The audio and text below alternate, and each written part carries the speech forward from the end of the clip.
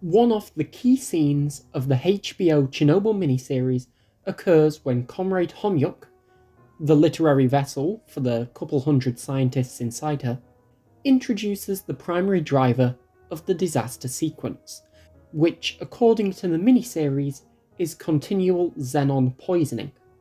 To quote the script, by 2 in the afternoon, the reactor has been lowered by half from its normal output of 3,200 megawatts to 1,600 megawatts, and is now ready to be reduced to the final level for the test, 700 megawatts.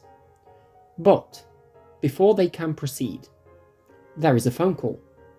Power grid officials in Kyiv state they cannot afford a further reduction in electricity until after midnight. They're asking for a 10-hour delay. This was the first critical moment, the first link in the chain of disaster. Competent management would have insisted on cancelling the test. These three men allowed it to proceed. In contrast to Chernobyl's management, a competent man in the figure of the Kurchatov Institute, First Deputy Director Valery Legasov, elaborates.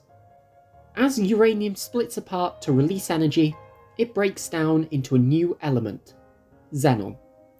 Xenon reduces reactivity. This is the poison Comrade Homyuk mentioned. When the core is running at full power, it burns the xenon away before it can cause a problem. But because of the delay, Chernobyl Reactor 4 was held at half power for 10 hours. The xenon did not burn away. It built up, poisoning the core. Fictional Legasov, like fictional Homyuk, then claims that Deputy Chief Engineer of the Chernobyl Nuclear Power Plant, Anatoly Dyatlov, didn't understand basic nuclear science when it came to xenon poisoning. Let us set them both straight. Here is a link on basic nuclear science pertaining to changes in xenon concentration in response to changes in power.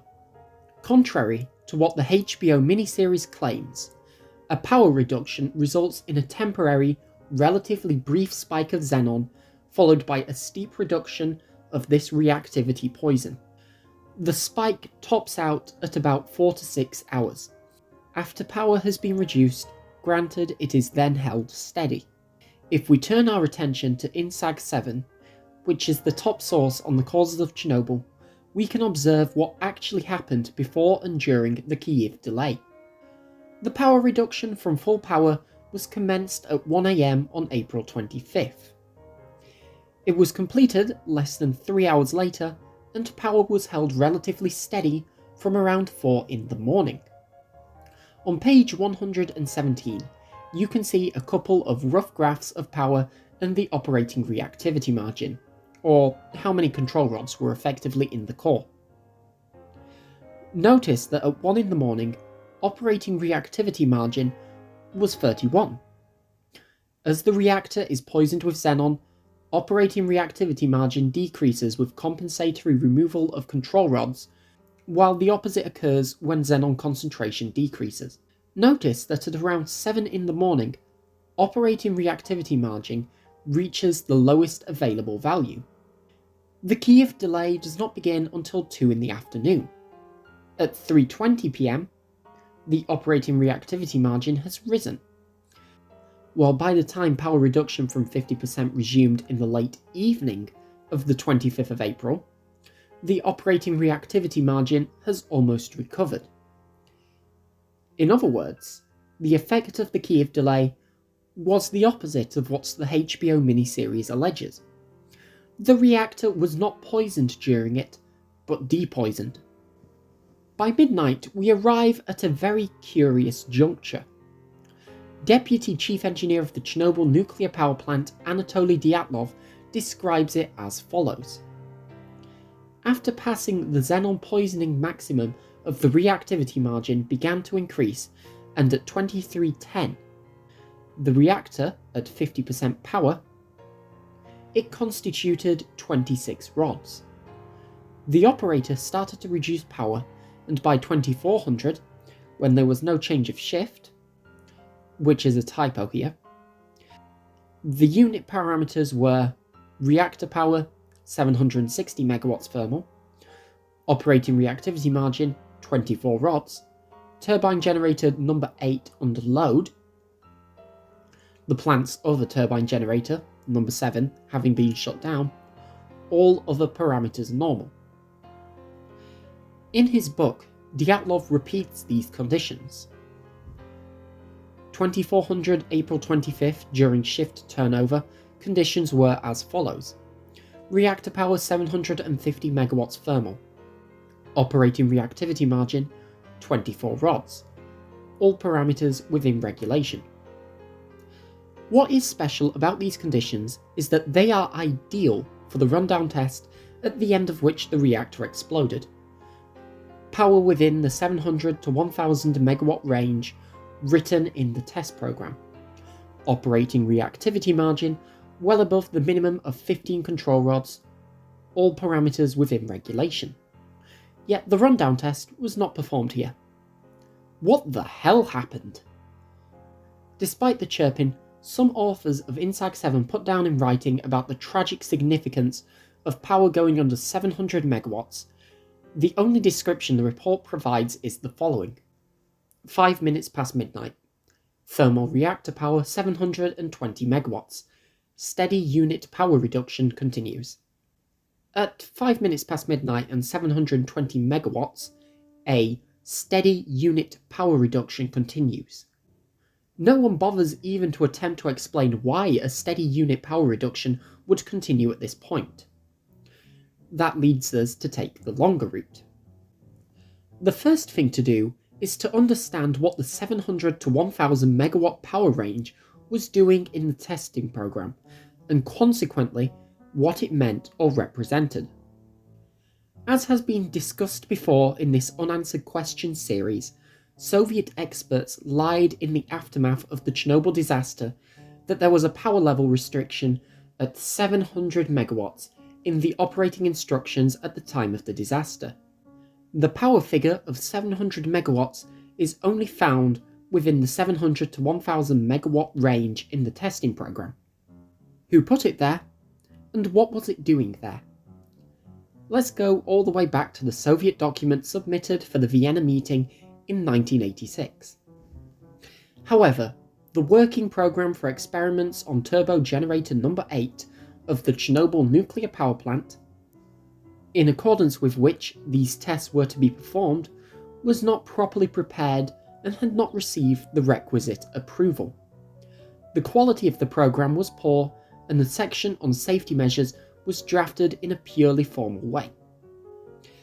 What the Soviets argued back in the day was that the testing program itself was a local product and not properly coordinated with high-level bodies like NIKIT and the Kurchatov Institute of Atomic Energy. According to Annex 1 of INSAG 7, plant management did not commit a violation here. Inside the Soviet Politburo, the Minister of the Ministry of Medium Machine Building overseeing the high-level nuclear institutes laid the test, or so-called experiment, at the feet of the Chernobyl nuclear power plant and Anatoly Dyatlov. As far as Chernobyl is concerned, I assert that we created a handmade explosion. Shasharin was singing here like a Bolshoi theatre performer, but he did not say why a completely senseless experiment was conducted at the MPS. Who needed that? The RBMK is a durable, good reactor. But what have they done at Chernobyl? Let us ask. Who was directing the experiment? A regional engineer? The chief engineer? The station's director? Kulov's representatives? They were all asleep. A regional engineer, who had no right to do it, was directing the experiment. Besides, they were testing a program that nobody needs. A different set of notes from this meeting presents the minister's words more tersely. A man-made explosion was created. Why did they need this idiotic experiment? Firefighters died because of the incompetence. The reactor is good, durable. But what have they done? a regional engineer who had no right to do it attempted the experiment. The local idiot, Anatoly Dyatlov, owns the testing program. According to Dyatlov, he himself set the 700 megawatt power figure, and it has nothing to do with a reactor that could blow up or with operating instructions that didn't exist. The figure was based on the expected task preceding the test. When circumstances changed later in the night, there was no concrete conflict in performing the test at a different power level. In Dyatlov's book, the same argument is made, and the power figure found in the testing program is presented as merely the fulfillment of a clerical requirement. Power level. Per the program, power level was to be 700 to 1000 megawatts. Prior to its performance, our power was 200 megawatts. Why was this? I will discuss that further, but what a bone we have thrown into the teeth of our accusers, and still they continue to chew. Even the Soviet informants to the IAEA were brought to sin. They, being poor and tempted with the chance to pour mud on the personnel under the leadership of V.A. Legasov in front of the entire world, lied that regulations prohibited operation less than 700 megawatts. Why did they do it? Simply because after the accident, it became clear that low power for the RBMK 1000 reactor was the most dangerous. So, what would we do without academics and doctors? Do we have to get out ahead of them? Who would suspect such a reliably viewed person of a lie? There are programs for which power level has significance. For instance, testing of the main safety valves at low power is not allowed, since with the opening of the valves, primary system pressure starts to decrease rapidly and damages the main circulation pumps. For the program of the turbo generator rundown, power level doesn't have any significance, and with the start of the test we were going to shut down the reactor. See section 2.12 of the program. In accordance with station instructions, power should be indicated in the composition of the programs. In the composition of the program, it was not clear what we would be doing immediately before the test, and established 700 to 1000 megawatts as the maximum, not the minimum power. When power fell with the transfer of the regulator, there was no need to raise it, and for a normal reactor, performance in accordance with the NSR and GSP didn't matter. We violated nothing, despite all the allegations of the Commission and informants. The answer to why power continued to be reduced under 700 megawatts before it was dropped at roughly 500 megawatts appears to lie in the remaining tasks on that fateful night. What remained to be done was to remove the electrical load from turbine generator number 8, measuring idling vibrations and perform tests according to a separate program. Let us call it the TG rundown program. There were not one, but two separate programs left to complete. Annex 1 of INSAG 7 describes the lesser-known program in relation to one of the false allegations made against the operators. At 41 minutes past midnight, according to the operating logs of the plant shift supervisor, the unit shift supervisor, the electrical workshop shift supervisor, and the senior turbine control engineer, turbo generator number 8 was disconnected from the system to determine the turbine vibration characteristics during rundown. This procedure was not envisaged in the turbo generator number 8 rundown test program. Measurements of the vibrations of turbo generators number 7 and 8 at different loads were planned in a different program, which had already been partially implemented by the personnel on the 25th of April during alternate redistribution of the turbine generator loads at a constant thermal reactor power of 1500 to 1600 megawatts. The disconnection of turbo generator number 8 from the system, together with the disconnection of the other turbo generator number 7 was stopped at 5 minutes past 1 on the 25th of April, without shutting down the reactor meant that the EPS-5 system to protect the reactor in the event of a shutdown of 2 turbo generators had to be disabled. The personnel did this in accordance with Section 1 of Procedures for Reswitching Keys and Straps of the Engineered Protection and Blocking Systems, which provided for the disabling of this protection system in the event of a turbo generator load of less than 100 megawatts of electricity. The Commission believes that the personnel cannot be blamed for disabling the reactor protection system, which shuts down the reactor in the event of the closure of the emergency stop valves of both turbines. At a low power level, the operators were allowed to disconnect the remaining turbine without shutting the reactor down by disabling an automatic shutdown per operator instructions so as to complete both of their remaining tasks. But it appears that the situation was not quite clear-cut to the operators, causing some confusion. Dyatlov summarizes what he thinks happened as follows. As already mentioned, the night shift accepted the reactor at a power of 760 megawatts. At this stage, the plan called for the removal of electrical load from the generator while leaving the reactor power the same. From a technical point of view, it is not very good to have high reactor power and unloaded turbine, but plant staff have got to accept the situation. However, apparently following a disagreement between the unit shift foreman and the plant foreman, a reduction in power was initiated. Apparently, operators had an option to use some sort of system to dump excess steam into, which, from a technical point of view, it is not very good to have, as opposed to reducing the power level. According to Dyatlov, a disagreement between unit shift supervisor Akimov and plant supervisor Rogozhin resulted in a decision to continue reducing power. Keep in mind that power was dropped not at 700 megawatts at 5 minutes past midnight, but at roughly 500 megawatts at roughly 28 minutes past midnight. These are two separate events. The former is extremely likely to have been deliberate. Dyatlov claims that everything appeared clear and places himself out of the control room during both the continued power reduction and the power drop.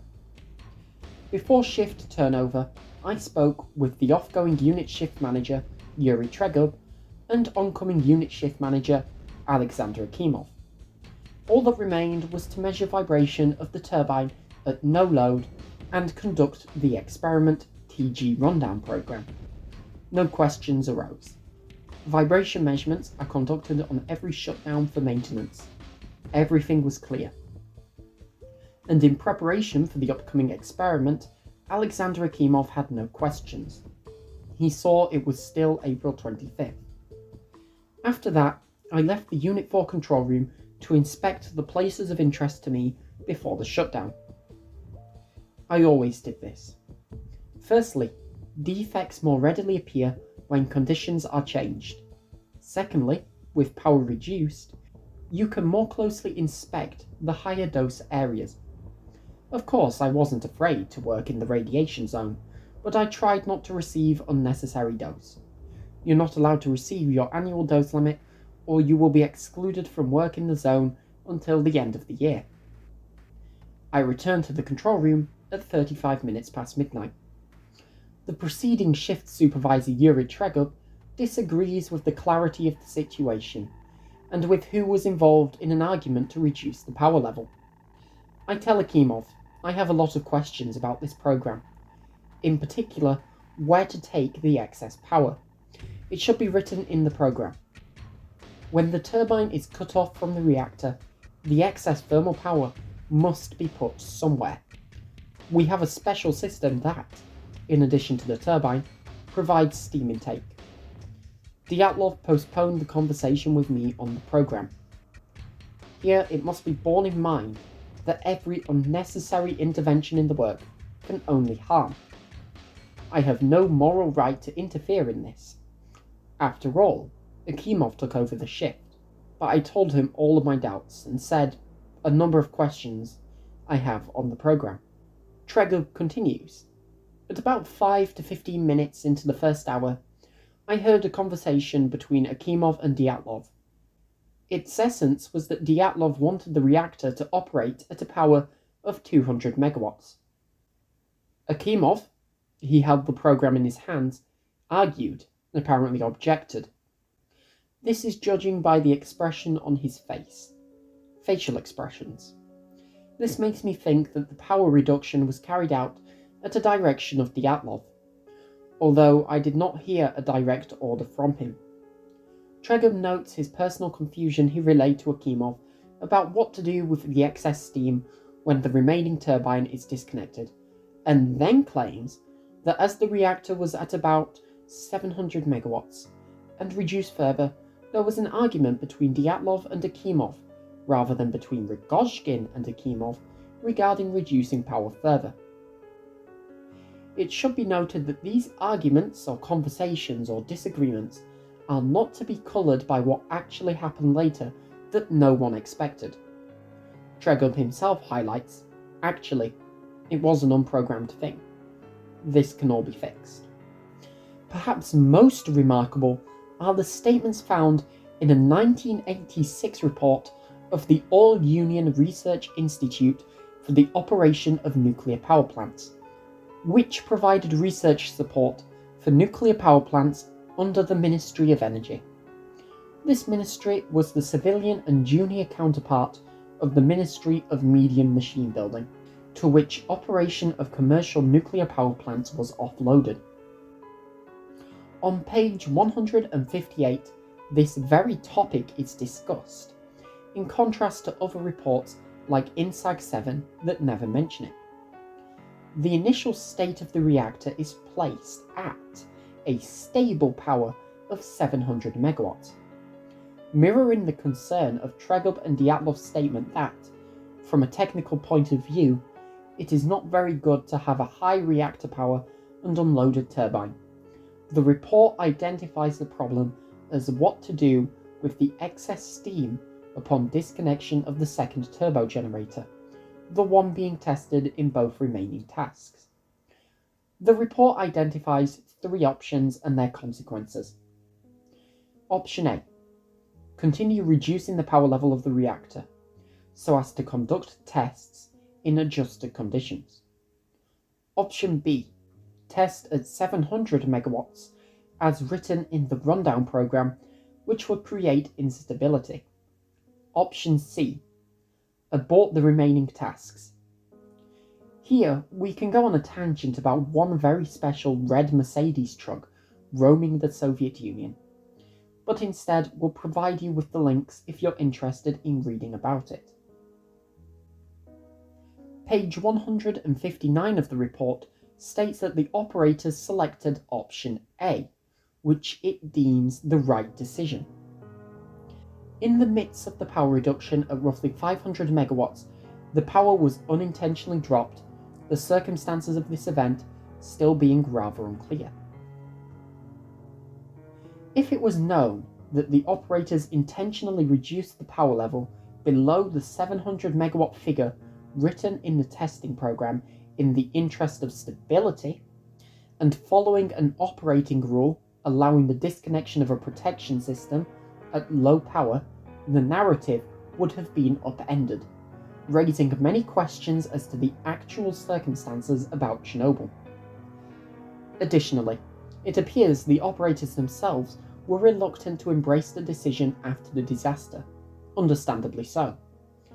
But before the disaster, multiple witnesses indicate that there wasn't much drama in the control room.